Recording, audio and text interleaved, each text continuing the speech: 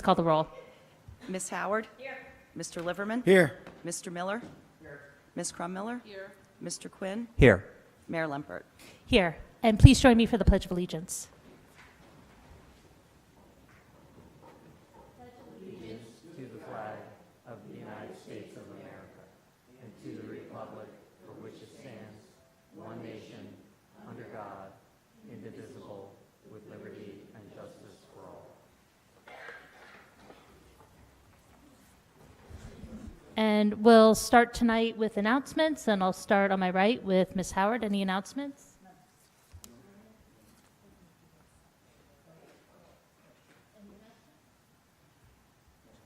Any announcements? I just want to remind people about the smart card's demise.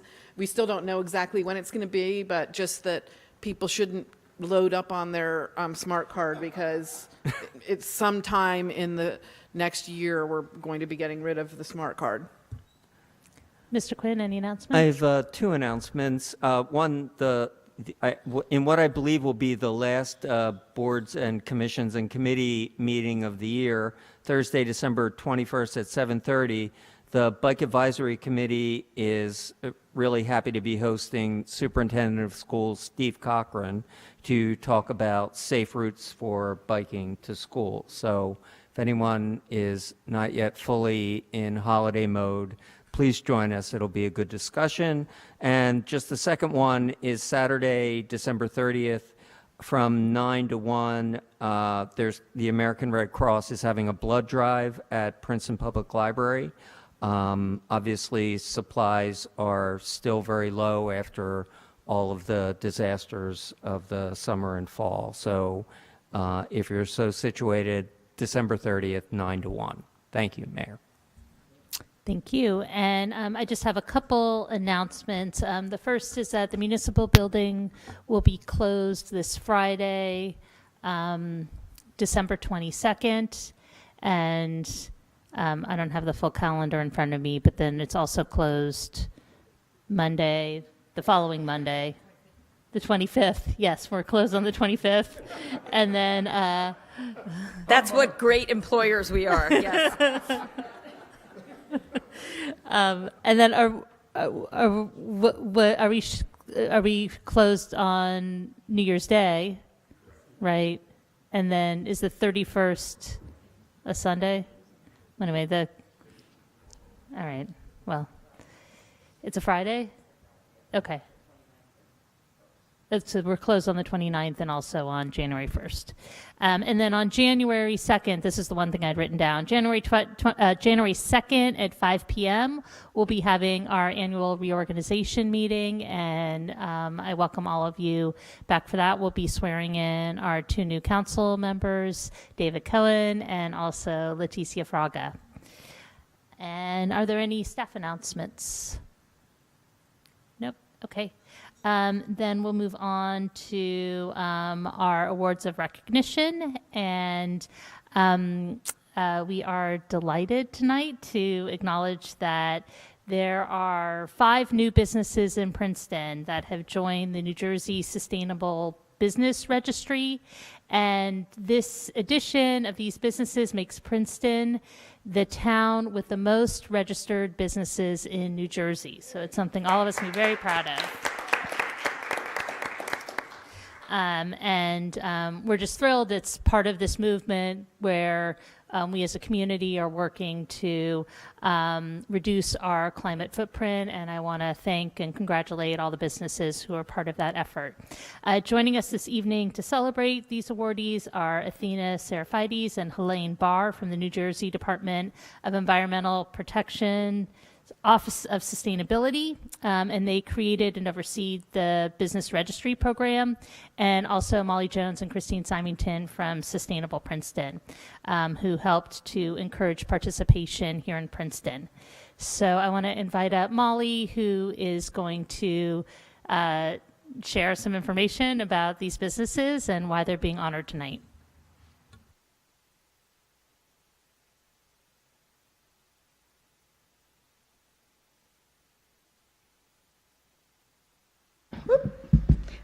There we go. I'm sorry that I have my back to the awardees. So maybe I'll stand off to the side here a bit because we want to be graciously grateful for all you have done. First, I just wanted to touch on the new awardees. Green Design here off of Witherspoon Street in downtown Princeton. They not only sell green design, environmentally friendly products, they practice waste reduction strategies such as dropping off and recycling styrofoam, packing peanuts, in our drop-off location for TerraCycle. Jam and Crepes, who we all know and love here in town, they have incredibly diverted 97,000 pounds of food waste from our landfill, and have done so at a cost that is comparable to what it would have cost them to send that same waste to the landfill. So truly an outstanding accomplishment. They also installed Energy Star rated appliances and have low flow toilets and faucets, saving 14,000 gallons a year and $263. So excellent. The other awardee who's not present is Peacock Inn. They, as some may know, were one of the first here in town to install an EV charger. They offer free Tesla charging. They also have wall-mounted shampoo and conditioner dispensers, which have saved 1,000 pounds of product, $9,000 in cost per year. These are the little details that our businesses can make changes, and they make a big difference. So then here with us this evening, we have McCaffrey's, who we are so delighted to work in partnership on the plastic film recycling program. They have helped Princeton recycle 748,000 pounds of cardboard, wood pallets, and also plastic films, saving $26,000. So again, excellent that we can show that we both save money and our resources. They also utilize an energy management system that saves energy and money by using timers, and also helps reduce waste by extending the shelf life of perishable items. Also here with us this evening is Princeton Printer off downtown on Nassau Street. Couple of their notable accomplishments: they painted their roof silver to reduce energy costs and installed silver panels, which provide a good portion of the energy to fuel their building. They use a Honda hybrid, Honda Insight, for their deliveries, saving $160 or 160 gallons and $400 in fuel each year. Finally, I did want to also touch on 3 of last year's companies that were awarded that are here with us this evening and continue to help reduce our footprint. Arley's Raw Blends is here. They utilize the waste pulp from processing their juice. They send it to Cherry Valley Farm, and they use it as animal feed, diverting pounds of waste from the landfill, 72,000 pounds. Again, outstanding. They also have LED lighting. JZA&D architecture firm is here as well. In their office operations, they reuse paper whenever possible and make sure they properly recycle in containers provided in their building. Lasley Berhini is here as well. They installed 12 solar panels, saving approximately $3,000 a year in electricity costs. Mark recently shared with me that the payoff time of their solar panels was 18 months. So this, again, is an excellent case example that we need to share with others. And their building is LEED certified. So with that, I thank you all for acknowledging these wonderful businesses. As you all know, that we work towards reducing our footprint, and these are notable accomplishments towards that end. Great, thank you. So we have some certificates, so I'll come down, and whoever else can come up with me and help to hand them out, be most appreciated.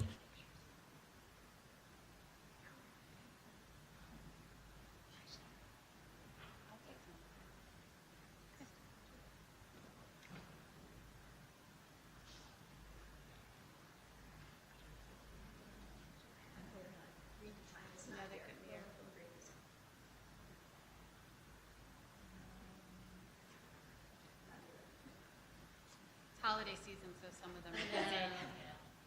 All right, the Caffreys.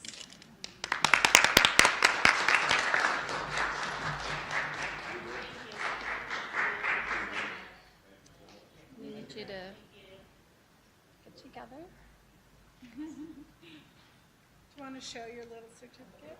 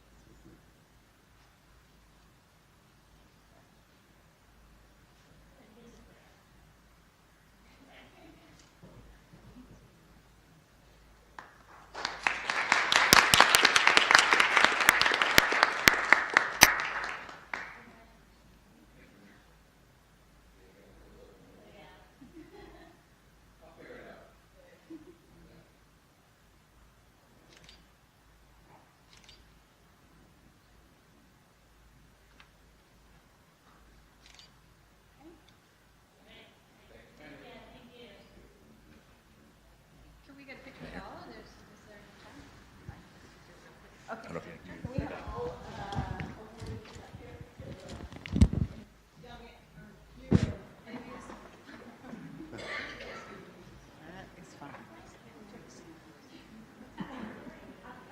It's just like it in a chin shot.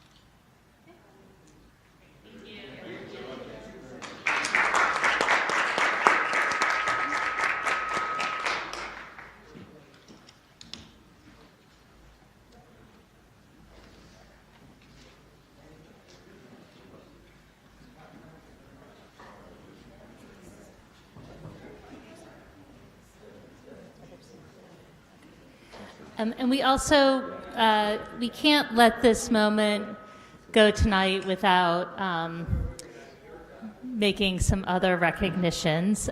This is the last major council meeting of the year, and we have two council members that are leaving us. Joe Butler couldn't be here tonight because she had someplace much more exciting to be, and that is with her daughter who's expecting a baby. So I don't think we have news, but there's imminent news about Joe becoming a grandma. So we wish her all the best. And Joe has been, in her time on council, she just has an incredible work ethic. Joe, you would always get emails in all hours of the night, early in the morning, late at night. She was completely dedicated to this job, and she was a tremendous advocate for the recreation department, and she's going to leave a big shoes to fill there as that liaison to the recreation department. So I'll just chime in about Joe too. I just want to say, I hope she's watching on TV or later, because she has contributed enormously to the town, first on borough council and then during the transition. We'll miss her diligence and her sharp attention to detail. She, like you said, she worked very hard and she was very reliable. And I think we're going to miss her. And I wish her well as she moves on to her new projects. So, yeah, we're sorry you can't be here tonight, Joe. And we're also really going to miss Bernie Miller. And when I first started as a township committee woman, Bernie Miller was my mayor, and he's been just a tremendous mentor to everybody up here on this dais. Bernie, Unlike our former congressman who said he was a rocket scientist, Bernie's the real deal. He was really a rocket scientist, and his brilliance would come through. And we're going to miss having a project manager as a member of council. And there are so many projects that Bernie saw through from beginning to end, and our community is so much of a better place because of that. Probably the biggest one is consolidation, but Bernie's left his fingerprints on so many important projects, most recently the solar field that went in on top of the old landfill, and I know Bernie has had a part in starting some really important projects. I'm sorry we couldn't get the cold storage built before the end of this year, but when it does finally get built, we should name a wing of it for Bernie, because because he's been a tireless advocate for that. And we're also indebted to Bernie for being part of the negotiating team that worked on the agreement with the university, and has set the new municipality up to have that important financially stable agreement. So that's on just the work side. On a personal level, I'm just really going to miss you. You've been a wonderful colleague, and I'm actually still a little bit in shock. I think I'm always going to be turning to my right looking for you for a really long time, because you've been such a rock up here. So we're going to miss you. And we have a couple things too, but Jenny, you want to say something? I'll say something and then we'll do. Okay. Yeah, Bernie has been a pillar in this governing body, first in the township and then in plain Princeton. And he's living a huge hole, and he's going to be greatly missed. He's always been one to look at the big picture. And one of the things I most admire about Bernie is that he's forward thinking, whether he's championing a solar array or electric vehicles or gamely adopting the iPad or new technology. Personally, he's always open to new ideas and new ways of doing things. But I know he's going to keep that up, and I think he's going to keep involved. And so I hope that we all will continue to see more of you, and this isn't actually a goodbye because you can't actually leave. And then we have a couple things from the council for you.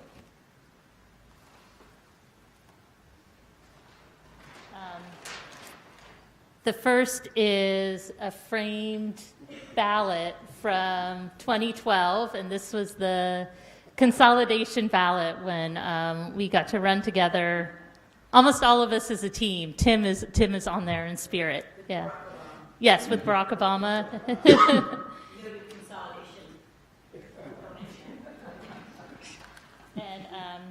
And then this is something to enjoy while you're admiring your new wall hanging.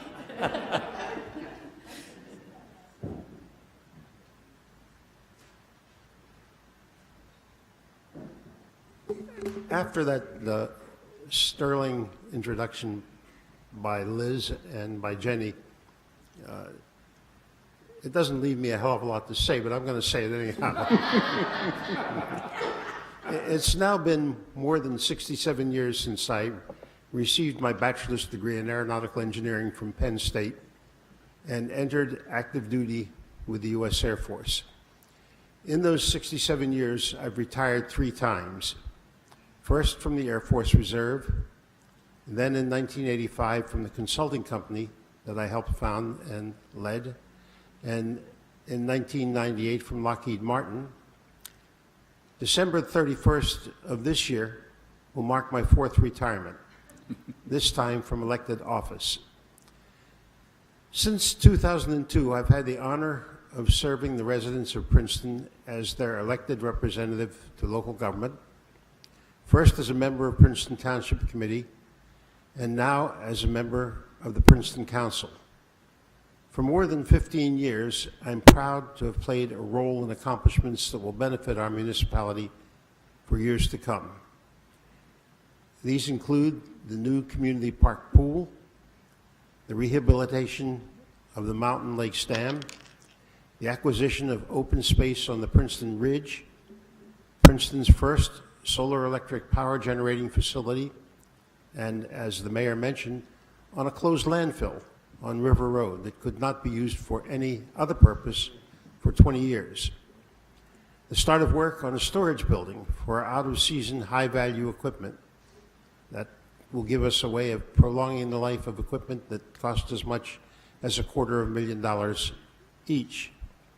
And most importantly, the merger of the former Princeton Borough and Princeton Township into the consolidated municipality of Princeton. In addition, I'm proud to have played a role in negotiating a 7-year voluntary payment agreement with Princeton University, under which the university recognized that it has a shared commitment for the economic well-being of the municipality. Over the term of the agreement, the university will pay the municipality more than $21 million. I'm also proud to have been a part of the team from both the former municipalities that negotiated with the university to establish a $500,000 transit trust fund as part of the relocation of Princeton's New Jersey Transit train station and development of the new performing arts complex. If I was to single out one thing that I'm especially proud of, it's my work for consolidation. I worked on a consolidation commission for the first time as a volunteer in the 1970s. And through 3 successive efforts that failed, it was extraordinarily gratifying to have succeeded in our effort in 2013 and to defy the old baseball adage of 3 strikes and you're out. It was a case of 3 strikes and we hit a home run. And I'm pleased to say that the merger has fully lived up to my expectations. But I also will recall the many hours spent working with our staff, volunteers, and colleagues on council on revenue and expenditure planning, parking, always parking, sidewalks, road repair, and the many other details involved in making our municipal government work efficiently. There are, however, areas where I wish I had been able to accomplish more, such as moving our vehicle fleet from dependence on gasoline and oil toward electric and hybrid vehicles, more development of municipal solar electric power generation, and further in the direction of a new public works facility. I would also like to thank my wife, Ruth, who cringes when the spotlight is moved in her direction, for bearing with me through the 15 years that I've served on council. She's had to put up with watching me on television on Monday nights if she wanted to see me on Monday nights. And I know that she has served as my confidant, as my policy advisor, as my editor, and as my speechwriter. So I do want to say thank you. There's no way I could have done this without you. Over my time as an elected official, I've enjoyed working with a fine, dedicated municipal staff, with volunteers who gave their time and effort unstintingly to their town, and with other elected officials who worked hard to do what they believed was best for Princeton. I'll retire from elected office comfortable in my belief that the future of our community is secure in the hands of those of my colleagues who will remain on council and those who will follow me as newly elected members of council. You have my best wishes for success as you move the municipality forward in these challenging times. Thank you very much.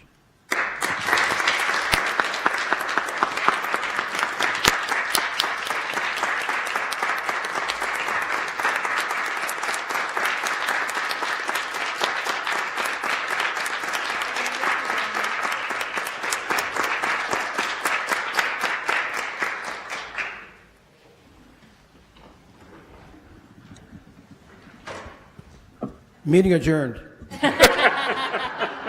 Second.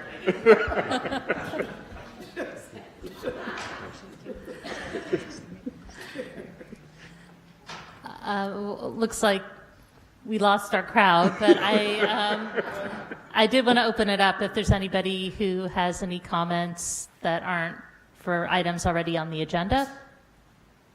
And seeing none, I'll close public comment and we'll move on to reports. And I'd like to invite up Chief Sutter for the police report from October.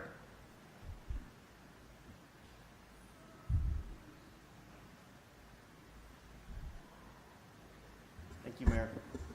This is kind of boring stuff compared to that, but I'll try to keep you, give you some good information here.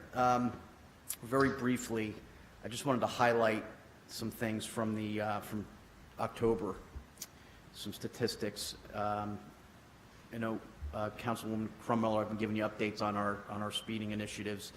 In this October, we conducted 762 motor vehicle stops and 84 different selected enforcement details just for speeding. Based on complaints, obviously, that's what directs our enforcement. And just as an aside, there were 73 summonses issued and 52 warnings for speeding. So that's just part of our traffic enforcement, but I know that's a major concern for the community, and that effort continues.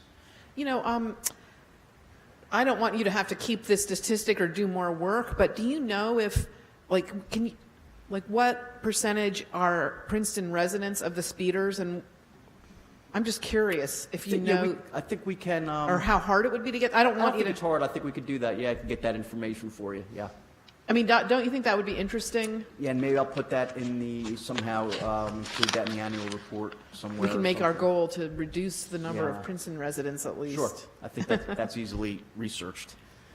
And then I also like to give you some background on the use of force incidents each month.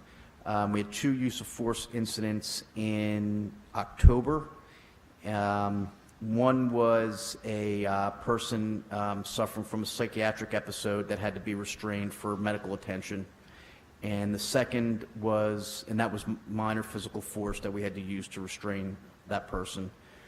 And again, physical force was used on a person that assaulted one of our officers while under the influence and resisted arrest. And again, that was minor physical force that was used. So those are the 2 incidents from October. And with that, I can certainly answer any questions. Ms. Howard? Thanks. So something that we've been dealing with on the Public Safety Committee that I want to credit the mayor actually for bringing to our attention is this question of how we streamline the process for people who are who have outstanding warrant arrests, who are stopped. You know, those of us who get the daily blotter, we see every day the people who are stopped for speeding, and then because there might be an outstanding warrant for their arrest, we know you were following state law. We have experience in town with the unfortunate steps that we have to then take, right? And we have to arrest people, handcuff them, bring them in. They have to bail themselves out. And up till now, they have to get cash in order to do so, which means they either have to have a family member or somebody has to bring them cash, or they have to go to an ATM. And so the mayor had the idea, why can we get an ATM here, or can we have people?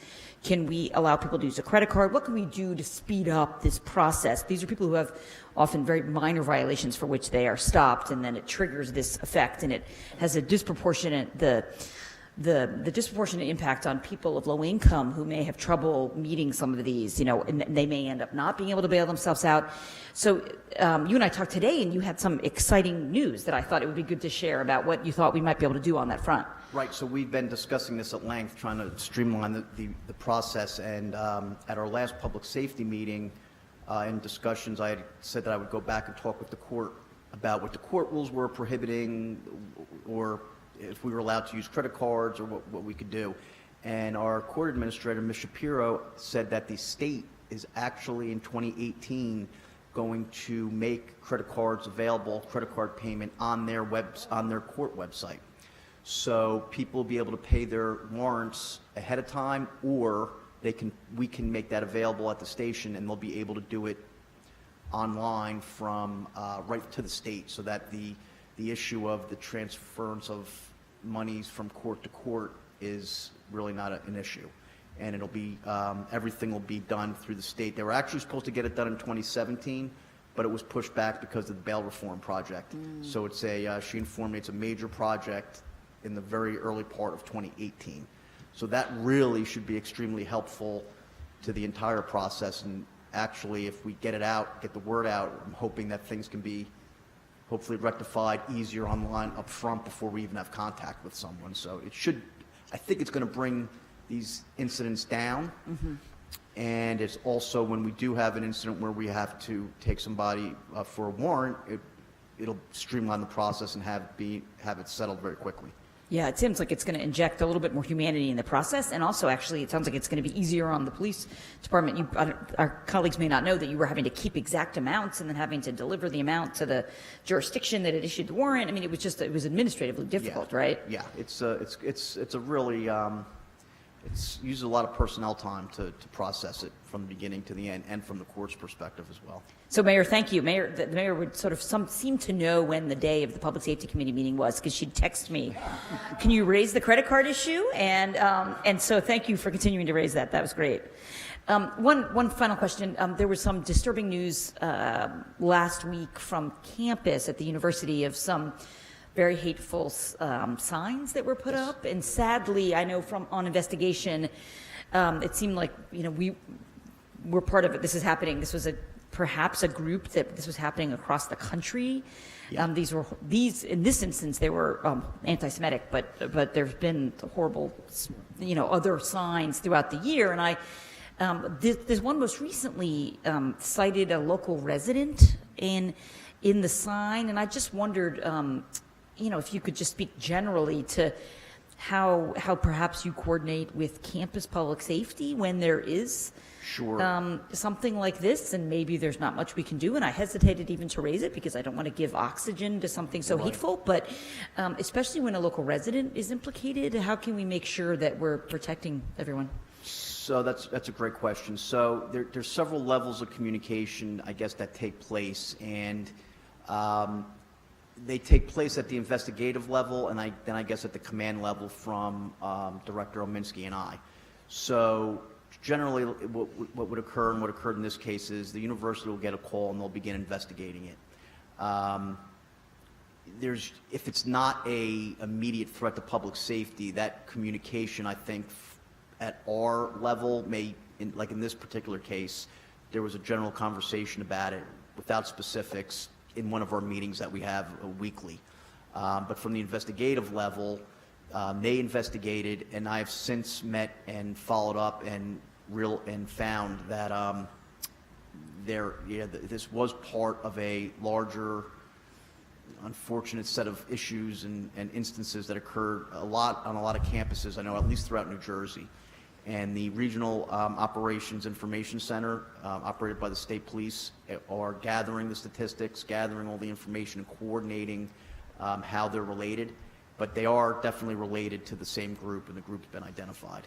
I mean, it feels like there's been an increase in hate speech, and is that what you're hearing from the authorities, that there is an increase? I don't know that specifically. Certainly the perception seems that way, yes. I don't know what the statistics are, I guess nationwide and statewide, but the ROC, we call it, the Regional Operations Center, we're very lucky that they maintain and coordinate. They're a real key piece of this coordination amongst different levels of law enforcement, from the federal to local and different branches. So it really is a great tool for us to coordinate not only with the university police department, but police departments around the country. So they can take this information and piece this information together and say, this case is related to a case in Maine or in Vermont, or what the case may be, and that's very helpful to us. So there's definitely conversation and coordination on a small level and a larger level. I'm glad to hear that. Thank you. Yeah, Chief, thank you so much. A great report, and thank the officers for all that they do. Question, I mentioned earlier tonight, and I'm only bringing it up because I think other people may have been subject to the same thing. I had a package stolen in front of my door. It was a gift for my daughter this week, and it was delivered by Amazon, sat on a step. And when it's over a certain amount, Amazon, they take pictures of the package on your step, so they can send that to me that it was there at Wednesday at a certain time. But they also have something that they do with Amazon, which I didn't know, and that is you can direct them to where to leave the package. So if you say, I want it left in the rear, I want it left inside a porch, I want it left behind the bushes, whatever, you can direct Amazon to do that. So I'm just letting people know that, if you have to, in this season, especially around now, holiday seasons, it seems like there are thieves among us. So just be very, very careful. It's so unfortunate. We are seeing, especially around the holiday season, an increase in these incidents, and I would direct everyone to our Facebook account. Sergeant Williams just put up a very informative video on this very thing and tips on scams and theft that occurs like this. But I would also really encourage people to report it, because once we report it and put it in our system, we're able to track the locations of where they're occurring and see if there's any relationship to the areas in which they're occurring or times that they're occurring, which allows us to proactively try to identify the culprit, if you will, and stop the future issues which we know we're going to continue to experience throughout the season. Well, so following up on that, if that does happen, I mean, one of the things that might prevent me from reporting it is like, oh, I have to go through some big process where the police officer comes to my house and I fill out a form. Is that what they have to do?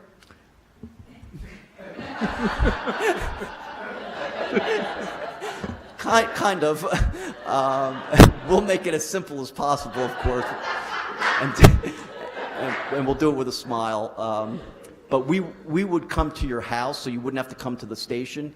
And it literally is for something like this, it would probably be a 10-minute process of getting the information. It wouldn't. The officer doesn't even complete the report there, but we just document, take the notes, and we do the report later. So it literally for this would be like 5 minutes. Okay, good to know. But but there's no way to do it by phone. Well, just so you know, this is something that we debate. We've debated this internally for a long time. So, and it may be something that we want to look to in 2018 is the ability to make reports online or over the internet. We've stayed away from it because we felt, or we've gotten the feedback that residents like the personal contact between the officer and themselves to get the full story and the information. But you bring up a point where there are other times where people need reports for maybe just insurance reasons or just another reason that they don't have the time to meet with the officer. So we've kind of gone back and forth, and it's something that I guess... I mean, I'm with Jenny in the sense that I once had a bike stolen, and I thought, gosh, I feels like I'm taking up too much town resources filing, a complaint about my crappy old bike, right? And so I remember feeling, but then, of course, I realized, no, but you need to know when bikes are being stolen because you're looking for patterns and all that. So I think, if people felt like you might be worried about burdening the department. And the thing that we also do, so you know, is that every single report that we take, no matter how minor, you will get a follow-up phone call from a detective.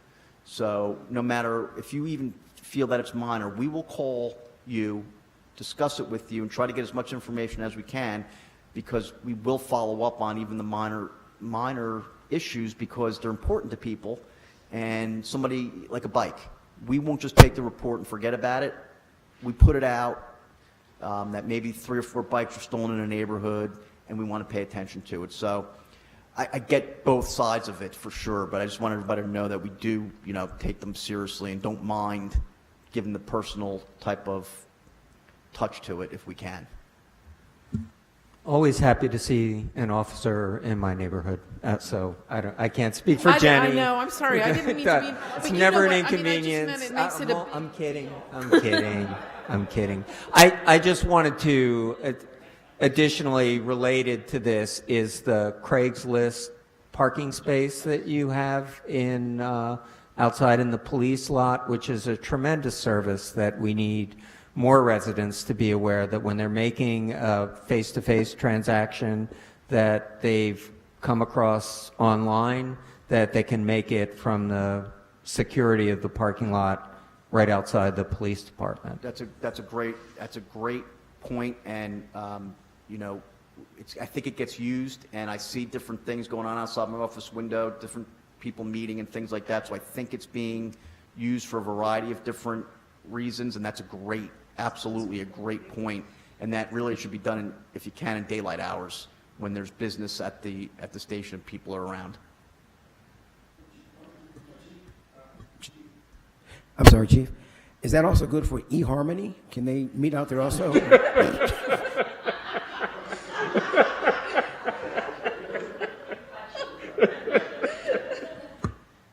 Oh, I have one more. I think Oh, I have that one might more. be the last question. I don't know. Are you I have going to one save more. us, Jenny? Yeah. Why don't we end with a little more class?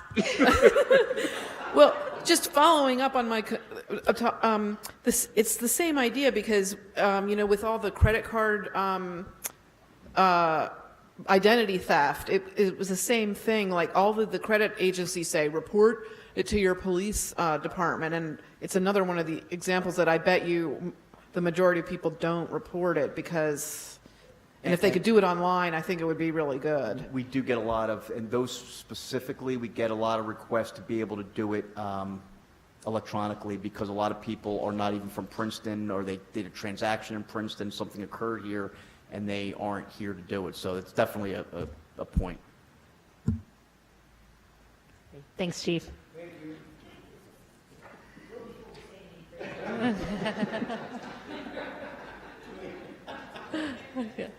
All right, so we'll continue with reports. Ms. Howard, any reports? Mr. Liverman? I just simply want to say that for some reason, the homes, our affordable housing stock, the homes we're actually selling. We're doing extremely well selling affordable housing. People are looking to move to Princeton, and they're qualifying, and it's really working out very well. Yeah. None. Okay, I have a few reports. The first is Corner House helped to assemble a task force on teen stress that I'm serving on with Mr. Liverman. And some of the members are members of the Youth Advisory Committee, and they've put together a list of recommended reading that's especially aimed at parents on teen stress and mental health. And that reading list is available now on the municipal website. And I just sent a letter to the editor, to some local papers, to let people know about the existence of this list, and want to get the word out. If you're looking for something to read over the holidays, you know, I think it's really important that we listen to our young people, and it seems like every time I open up my email, I get a new alert about some more statistics about this problem, and I think it's getting to the point where it is a public health problem, certainly in our community, with what's happening with our teens and their well-being. So I don't know if any of us have all the answers at this point, but I think the first step is it's really important that we listen to our teens. I also wanted to report that I recently signed on to a letter that was put together by a coalition of mayors that are concerned about funding for mental health needs in the federal budget. I circulated that to council. The request came a little bit late, so the deadline was today. But I direct everybody to that email. And Mayor, let me just, for yeah. the record, I responded. I don't know if others did. I thought I was so glad this was in support of the SAMHSA block grant. This is the main source of funding that goes to states, and it is the chief's left, but it's completely consistent with what we've been hearing every month from the chief about the growing number of challenges. So I'm so glad you went ahead and did that. Thank you. Yeah. And I also wanted to report there was just a historic preservation meeting down the hall, and one of the big projects that HPC was involved in this year was the reconstruction of the 206 bridge, and HPC did a nice ceremony to honor the masons that were responsible for the stonework on the bridge, which next time you drive over, if you haven't had a chance to look, it was a labor of love, and I think that the Masons were really, I think, touched to be honored by the HPC, but they really threw themselves into this job, and they talked about how this was the most meaningful project they had of their careers, and it really shows in the work that they did.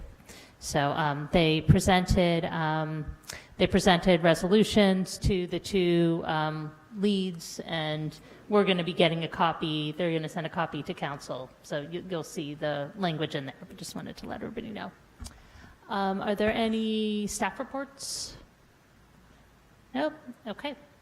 I guess this is, I just wanted to thank police and public works for cleaning up quickly after the 2 early snowstorms, which were not particularly debilitating, but nonetheless, it's like, up and ready, even at the beginning of the season. So thank you, and thank you for making it look easy. All right, so we'll move on now to our public hearings, and we'll start with 2017-59, an ordinance by the Municipality of Princeton repealing certain Board of Health provisions of the Code of the Borough of Princeton, New Jersey, 1974, and the Code of the Township of Princeton, New Jersey, 1968. And I'd like to open up the public hearing on this ordinance, and seeing no one, I'll close the public hearing. I'll move it. It's been moved by Ms. Second. Krummeller, seconded by Mr. Quinn. Any discussion? Madam Clerk, please call the roll. Ms. Howard? Yes. Mr. Liverman? Yes. Mr. Miller? Yes. Ms. Crum-Miller? Yes. Mr. Quinn? Yes. The ordinance passes unanimously. Now we come to 2017-60, an ordinance by the Municipality of Princeton regulating towing and amending the Code of the Township of Princeton, New Jersey, 1968. I'd like to open up the public hearing for this ordinance, and seeing no one, I'll close the public hearing. I'll move it. It's been moved by Ms. Krummeller and seconded by Mr. Miller. Any discussion? Madam Clerk, please call the roll. Ms. Howard? Yes. Mr. Liverman? Yes. Mr. Miller? Yes. Ms. Crum-Miller? Yes. Mr. Quinn? Yes. Ordinance passes unanimously. Next is 2017-61, an ordinance by the Municipality of Princeton regulating water and sewers and amending the Code of the Borough of Princeton, New Jersey, 1974, and the Code of the Township of Princeton, New Jersey, 1968. I'd like to open up the public hearing on this ordinance, and seeing no one, I'll close the public hearing. Is there a motion to approve? Moved by Mr. Second. Miller and seconded by Mr. Liverman. Any discussion? Madam Clerk, please call the roll. Ms. Howard? Yes. Mr. Liverman? Yes. Mr. Miller? Yes. Ms. Crum-Miller? Yes. Mr. Quinn? Yes. Ordinance passes unanimously. Next is 2017-62, an ordinance by the Municipality of Princeton regarding civil disturbances and emergency regulations and amending the Code of the Township of Princeton, New Jersey, 1968. I'd like to open up the public hearing on this ordinance, and seeing no one, I'll close the public hearing. Is there a motion to approve? So moved. Moved by Mr. Second. Miller, seconded by Mr. Liverman. Any discussion? Madam Clerk, please call the roll. Ms. Howard? Yes. Mr. Liverman? Yes. Mr. Miller? Yes. Ms. Crum-Miller? Yes. Mr. Quinn? Yes. And the ordinance passes unanimously. Next is 2017-63, an ordinance by the Municipality of Princeton concerning the Princeton Fire Department and amending Chapter 8 of the Code of the Township of Princeton, New Jersey, 1968, and Chapter 14 of the Code of the Borough of Princeton, New Jersey, 1974. I'd like to open up the public hearing for this ordinance, and seeing no one, I'll close the public hearing. Is there a motion to approve? So moved. Second. It's been moved by Ms. Howard and seconded by Mr. Liverman. Any discussion? Madam Clerk, please call the roll.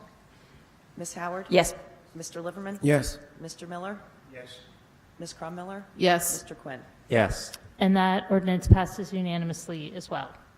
And I just want to thank the work of the Code Consolidation Review Committee that was responsible for several of these ordinances. And it's It good. was really Lisa Maddox and Trishka, so thank you guys. Okay, well, I'd like to thank Trishka and Lisa then for this last final hurrah for 2017. Next, we come to our resolutions, and we're going to start with 17406, resolution authorizing the adoption of the Municipality of Princeton's Emerald Ash Borer Management Plan. And before we start, can we get the resolution on the floor with a motion and a second? So moved. It's been moved by Mr. Liverman. Is there a second? Second. Seconded by Ms. Krumiller, and then I'd like to invite up Mr. Huff.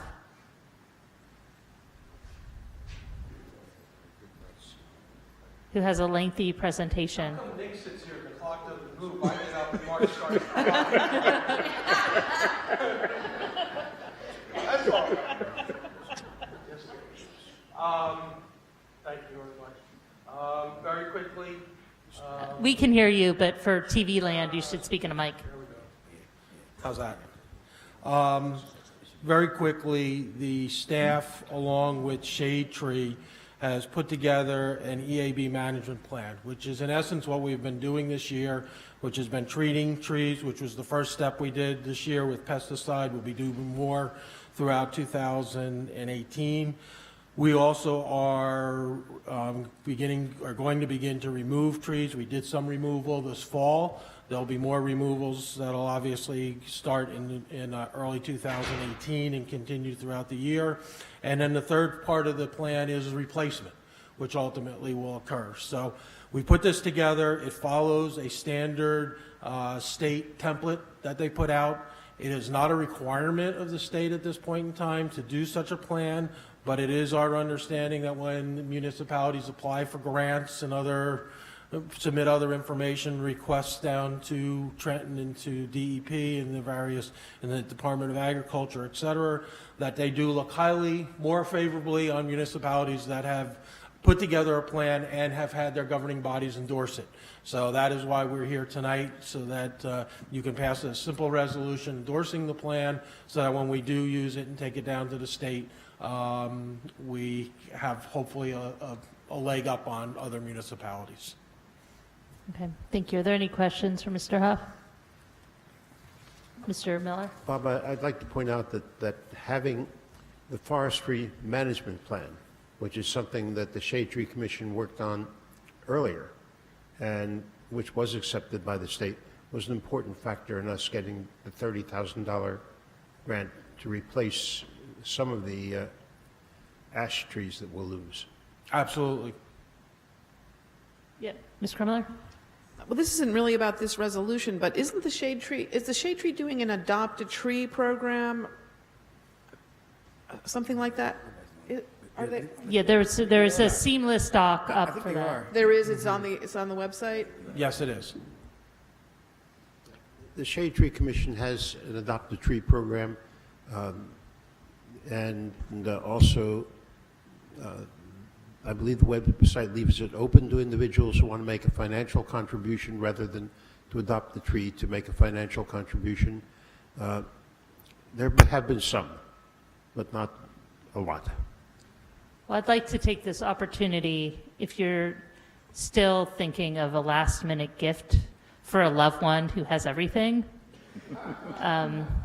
saving one of your favorite ash trees in town is actually a really lovely gift to give someone. So there's more information on the Shade Tree website.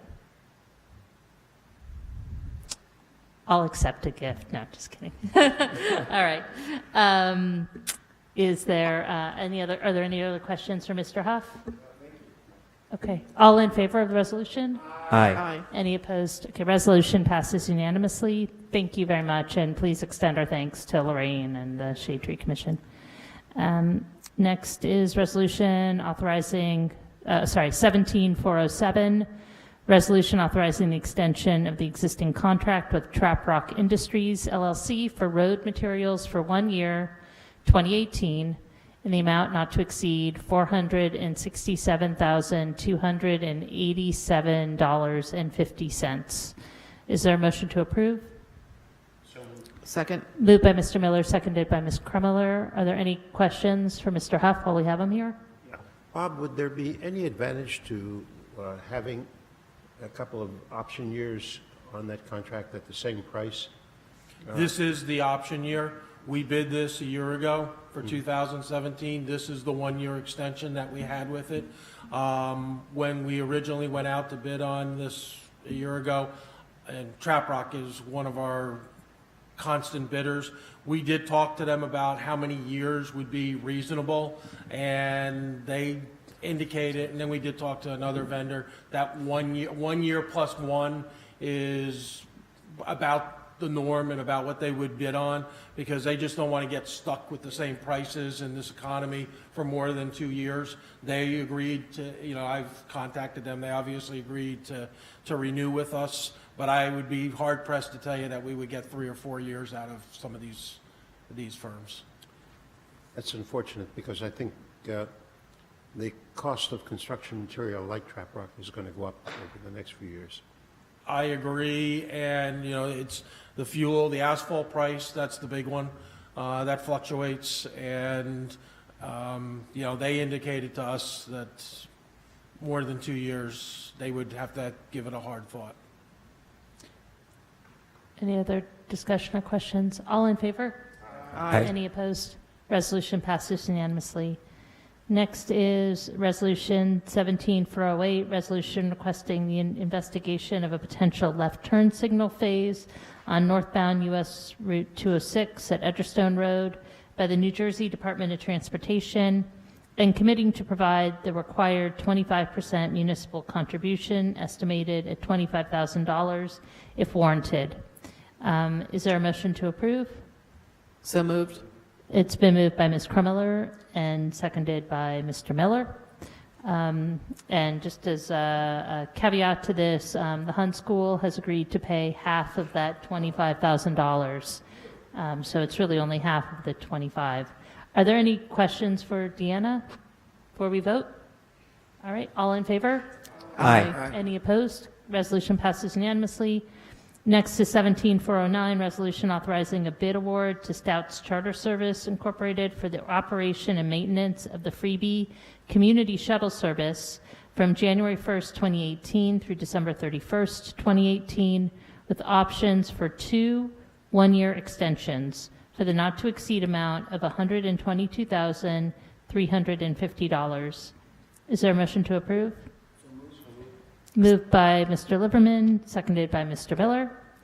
Any questions or comments on this? Yeah, I have a question. The amount of $122,350 is per annum, not for the total 3 years? Correct. That's just for the first year, and we would be back to council in December next year to do an extension. And did we get multiple bids on this, or was it just the one? We received 3 bids. Okay. All right. Any other questions? All right, all in favor? Aye. Any opposed? Resolution passes unanimously. And next we come to the consent agenda, which contains items of a routine nature passed by single vote. Are there any items anybody would like removed from the consent agenda? Nope. All right. Is there a motion to approve? So moved? Moved by Mr. Liverman. Seconded by Mr. Miller. All in favor? Aye. Aye. Any opposed? All right, consent agenda passes. Is there a motion to adjourn? Come on. All right, Mr. Miller has moved to Second. adjourn. Second. Nobody's going to second it. We just want to stay here all night long. All right. Well, Lance jumped the gun. That's all right. All right. All right, it's been moved by Mr. Miller and seconded by Mr. Liverman. All in favor? Aye. Aye. All right. So we do have another council meeting on the 27th in the morning. That's a morning meeting. But I hope to definitely see everybody back here for reorganizations. Thank you, and Happy New Year. Happy holidays.